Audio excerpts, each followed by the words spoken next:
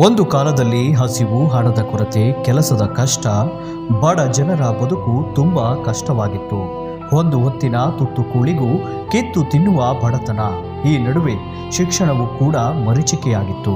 ಕೂಲಿ ಕೆಲಸ ಮಾಡಿಕೊಂಡು ಬದುಕನ್ನ ಸಾಗಿಸುತ್ತಿದ್ದರು. ಮನೆಯನ್ನು ನಿಭಾಯಿಸಲು ಮಹಿಳೆಯರು ಕಷ್ಟಪಡುತ್ತಿದ್ದರು. ಅಲ್ಲದೆ ಪ್ರಯಾಣ ಮಾಡಲು ಹಣವಿಲ್ಲದೆ ಪರದಾಡುವಂತಾಗಿತ್ತು. ಮಕ್ಕಳ ಹೊಟ್ಟೆ ತುಂಬಿಸೋಕ್ಕೆ ಊಟನೂ ಕೂಡ ಇಲ್ಲ, ಅಕ್ಕಿನೂ ಕೂಡ ಸಾಕಾಗ್ತಾ ಇಲ್ಲ. ಏನು ಮಾಡೋದು? ನಮ್ಮ ಅವ್ನಿಗೆ ಹುಷಾರಿಲ್ಲ.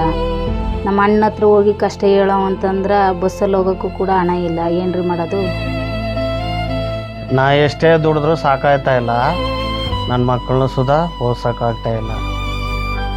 ಆಯ್ತಾ ಮಲ್ಲಿಕ, ಬೆಳಗ್ಗೆ ಸಾಲ ತಗೊಬತ್ತೀನಿ. ಫಸ್ಟ್ ಎದ್ದು ಲೈಟ್ ಆಫ್ ಮಾಡು, ಕರೆಂಟ್ ಬಿಲ್ ಜಾಸ್ತಿ ಆಯ್ತಾ.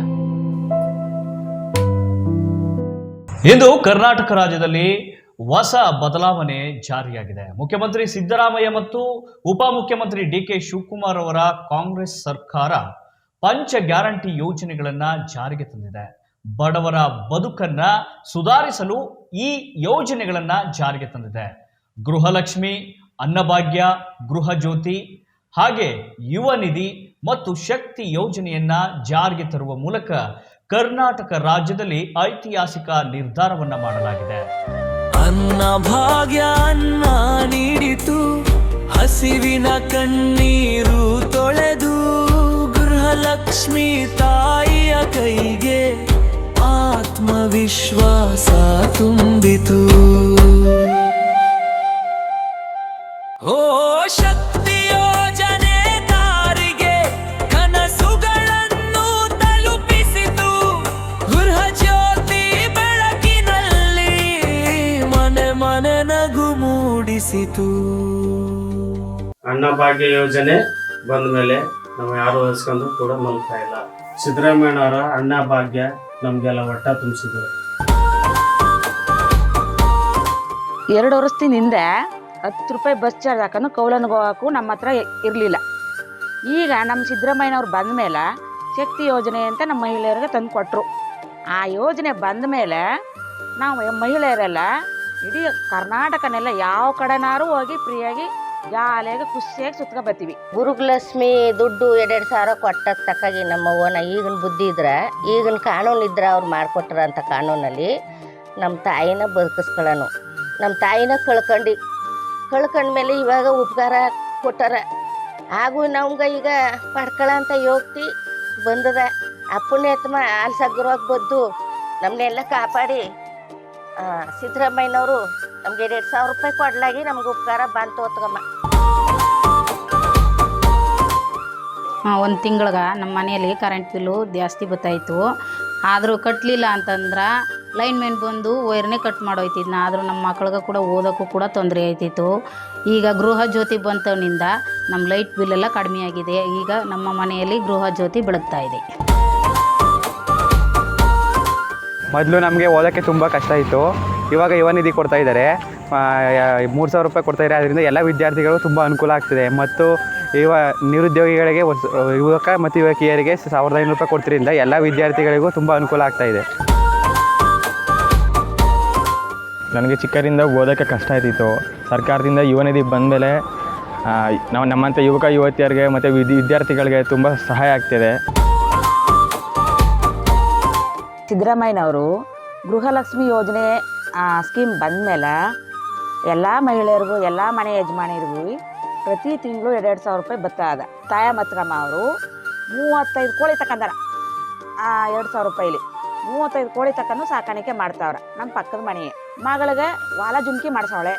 50,000 ರೂಪಾಯಿನೂ ಅಕೌಂಟಲ್ಲಿ ಇಟ್ಕೊಂಡು ಒಂದೇ ಸರಿ ತಗೊಂಡು ಮಗಳಿಗೆ ನನ್ನ ಮದುವೆ ಬೇಕು ಅಂತ ಚಿನ್ನ ಮಾಡಿಸಿ ಮಗಳಿಗೆ ವಾಲ ಜುಮ್ಕಿ ಮಾಡಿಸಿ ಮಡ್ಗವಳೆ. ಸ್ವಉದ್ಯೋಗ ಅಂದರೆ ಟೈಲರಿಂಗ್ ಮಿಷಿನ್ ತಗೊಂಡು ಅವಳು ಡೈಲಿ ಬಟ್ಟೆ ಹೊಲಿತಾವಳೆ. ದಿನ 300, 400, 500 ರೂಪಾಯಿ ಆ ಯೋಜನೆಯಲ್ಲಿ 2,000 ರೂಪಾಯಿ ಕೊಟ್ಟಂಥ ಸಿದ್ದರಾಮಯ್ಯನವ್ರು ಕೊಟ್ಟಂಥ 2,000 ರೂಪಾಯಿಲಿ ಕೂಡಿಟ್ಟು ಹೊಲಿಗೆ ಮಿಷಿನ್ ತಗೊಂಡು ಈಗ ಅವಳು ಪ್ರತಿದಿನ ಟೈಲರಿಂಗ್ ಕೆಲಸ ಮಾಡ್ಕೊಂಡು ಅವಳು ಸ್ವಉದ್ಯೋಗ ಮಾಡ್ಕೊಂಡವಳೆ. ಅಲ್ಲ ಕಕ್ಕ, ಇನ್ನೊಂದೇನೋ ಗೊತ್ತಾ, ಗಂಡಸ್ಗಳೆಲ್ಲವಿ ನಾವು ಫ್ರೀ ಬಸ್ ಇಲ್ಲ, ಏನೋ ದುಡ್ಡಿಲ್ಲ ನಮ್ಗೆ ಹೋಗಕ್ಕೆ, ಏನ್ ಮಾಡೋದು ಅಂತ ಎಷ್ಟು ಬೇಜಾರು ಮಾಡ್ಕೋತಾರ ಗೊತ್ತಾ. ನಾವೇನು ಮಾಡೋಕ್ಕಾಗ್ತವ ಅವ್ರು ಅಂದ್ರೆ ಅಲ್ಲ ಕಣವ ಧ್ರುವನಾರಾಯಣ ಅವ್ರ ಮಗ ಅವರಲ್ಲ ನಂಜನಗೂಡಲ್ಲಿ ಅವರು ಒಳ್ಳೆ ಕೆಲಸ ಮಾಡ್ತಾ ಇದ್ದಾರೆ. ಅವರು ದರ್ಶನ್ ಅಂತ ಅವ್ರ ಹೆಸರು. ಅವ್ರು ಒಳ್ಳೆ ಕೆಲಸ ಮಾಡ್ತಾ ಇದ್ದಾರೆ. ನಮ್ಗೆ ಸಂತೋಷ ಅವ್ರು ಮಾಡೋ ಕೆಲಸ ನೋಡಿ. ದೇವರು ನಂಜನಗೂಡು ಒಳ್ಳೇದು ಮಾಡಿ ಆಯುಷ ಆರೋಗ್ಯ ಕೊಟ್ಟು ಅವ್ರನ್ನ ಚೆನ್ನಾಗಿಟ್ಟಿರಲಿ.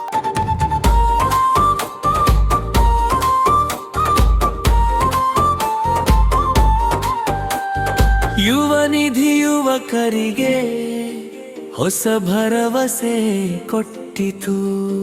ಕಷ್ಟದ ಬದುಕಿನ ದಾರಿಯಲ್ಲಿ ಹೊಸ ಬೆಳಕು ತಂದಿತು.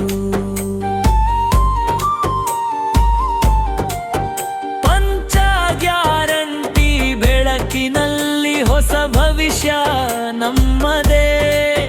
ಜನರ ಕನಸುಗಳ ಕರ್ನಾಟಕ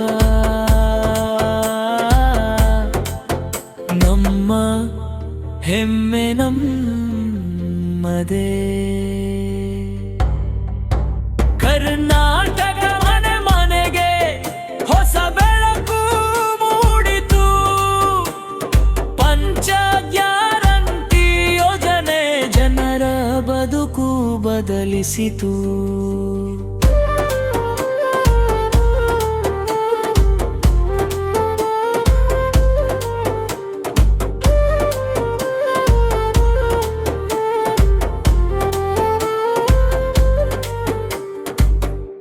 ಭೇಟಿ ಯೋಜನೆಯೆಂದು ಮಾತನಾಡುತ್ತಿದ್ದವರಿಗೆ ಈಗ ಉತ್ತರ ಸಿಕ್ಕಿದೆ. ಹಸಿವನ್ನು ಬಿಟ್ಟಿ ಎಂದು ಅಣಕಿಸುತ್ತಿರುವುದು ದುರಂಕಾರವಷ್ಟೇ. ಹಣ್ಣಭಾಗ್ಯ, ಶಕ್ತಿ ಯೋಜನೆ, ಗೃಹಲಕ್ಷ್ಮಿ, ಗೃಹಜ್ಯೋತಿ, ಯುವ ನಿಧಿ ಈ 5 ಪಂಚ ಗ್ಯಾರಂಟಿ ಯೋಜನೆಗಳು ಬಡ ಜನರ ಬದುಕಿಗೆ ಹೊಸ ಮುನ್ನುಡಿ ಬರೆದು ಬದುಕನ್ನು ರೂಪಿಸಿವೆ. ಅಲ್ಲದೆ ಕರ್ನಾಟಕ ರಾಜ್ಯದಲ್ಲಿ ಗ್ಯಾರಂಟಿ ಯೋಜನೆಗಳು ಯಶಸ್ವಿಯಾಗಿವೆ. ನಂಜನಗೂಡು ವಿಧಾನಸಭಾ ಕ್ಷೇತ್ರದಲ್ಲಿ ಯುವ ಶಾಸಕರಾದ ದರ್ಶನ್ ಧ್ರುವನಾರಾಯಣರವರು ನೊಂದವರ ಪರವಾಗಿ ನೊಂದವರ ಧ್ವನಿಯಾಗಿ ನಿಂತು ದಕ್ಷಿಣ ಕಾಶಿ ನಂಜನಗೂಡಿನ ಸಮಗ್ರ ಅಭಿವೃದ್ಧಿಗೆ ಶ್ರಮಿಸುತ್ತಿದ್ದಾರೆ. ನಂಜನಗೂಡು ವಿಧಾನಸಭಾ ಕ್ಷೇತ್ರವನ್ನು ಮಾದರಿ ಕ್ಷೇತ್ರವನ್ನಾಗಿ ಮಾಡಲು ಪಣ ತೊಟ್ಟಿದ್ದಾರೆ. ನಾವು ಕೈಜೋಡಿಸುತ್ತಿದ್ದೇವೆ. ನೀವು